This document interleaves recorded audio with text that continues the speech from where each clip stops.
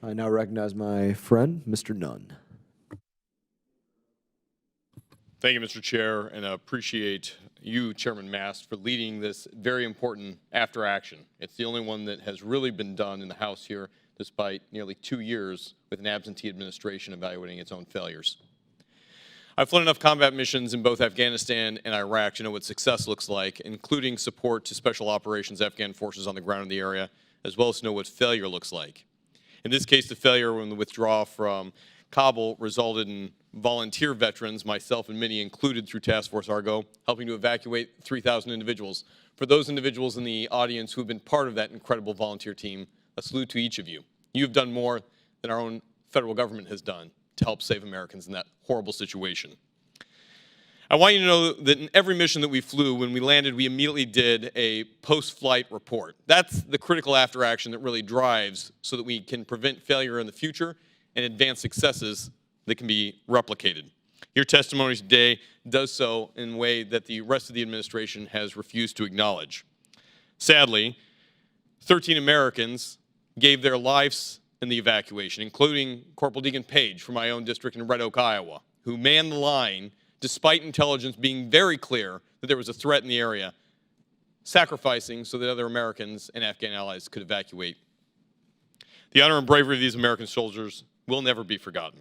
Their sacrifice in the theater of combat forever reminds us that our freedom is not free. And as geopolitical tensions across the globe continue to rise, the U.S. military must be prepared for future events that could have been learned years ago from our withdrawal from Afghanistan. So we're going to go Air Force style, and I'm going to do gunship questions here. That's meant to be the ability for us to get back and forth very quickly here. Lieutenant General Sadat, now you led special forces in Afghanistan. In fact, you're still on a hit list by the Taliban in country today for the service that you rendered in the defense of Americans and your country. I want to begin by first thanking you very much for all that you've done to help save the lives of our brothers and sisters in uniform, but also to your own country. Your service and sacrifice is not unnoticed.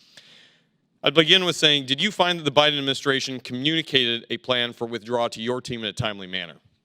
No, sir, there was no plan, sorry.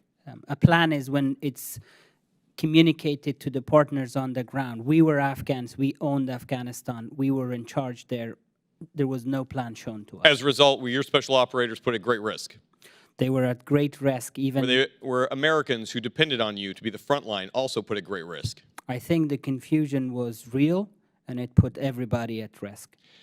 What was the impact of President Biden's go-to-zero order on assistance that the U.S. was providing to the Afghan military? Did it degrade your capabilities? It immediately shut down all software system, including the aircraft software system for intelligence collection, navigation, and other matters. I want to deep dive with you on that. As a recon airborne guy myself here, to the best of your knowledge, was close air support or armed overwatch or even overwatch of an intel asset provided during the evacuation of Kabul? There were airplanes, but they didn't have the authority to pull the trigger. Did you ever receive updates from them on what was happening real time on the ground? No, sir. What was the U.S. retrograde of Air Force cover in the immediate vicinity's impact to your team on the ground?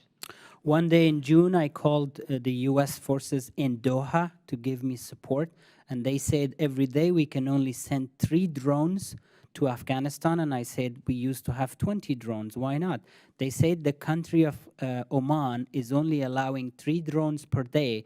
This is the time that across Afghanistan over 500 engagements are happening between Afghan and the Taliban forces.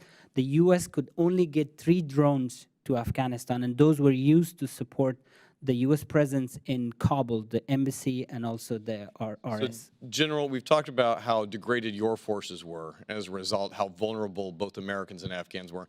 What did the go-to-zero order have on the Taliban at the same time?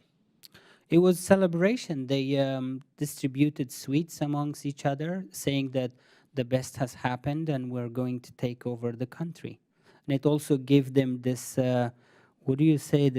steroids. And therefore, a lot of them killed themselves, actually. It was unbelievable. What I saw was the zombies rushing in to take over districts and cities, although they died in hundreds. And General, for your troops, for the forces you commanded, the abandonment by the Biden administration What happened to the Special Operations Forces that were left behind in Afghanistan? Some were killed. Some 30,000 Afghan forces are in Taliban prisons. Some 10,000 special operators are in Iran that every day they're being arrested, tortured, and sent back to Afghanistan. The other day I got a call from Colonel Razik. He's one of the police officers who served under Khoshal in Pakistan. He lost one of his legs in Guresh district of Helmand. The police took over his prosthetic leg and had him crawl for 30 feet into reaching the car. He called me back and he said, "Sir, what do you want me to do? Should I kill myself, go to Afghanistan, or go to Iran?" In Iran, our officers, general officers and colonels are working in floor mills. They're doing dirt jobs. They're working in street cleaning. Whatever money they earn, they have to give for visa. Iranian visa is very, very expensive. When their visas expired, they're being kicked back to Afghanistan, and the Taliban immediately arrest them, and then they disappear from the radar. General, thank you very much for your service, for the service of the forces under you. It is never an advantage or a wish to have to lose our own forces at the hands of the enemy. It's even worse when we have to hand our own forces over to the enemy. Mr. Chairman, I want to thank you very much for leading on this, and I want to emphasize the fact here that after 2 decades of service by both American men and women and by your own countrymen, we leave behind a situation worse than where we found it, and we put on the altar of sacrifice the very men and women who stood up for a future of Afghan. Know that you have allies here. Thank you for the after action. I yield my time, Mr. Chair. Thank you, Mr. Nunn. Mr.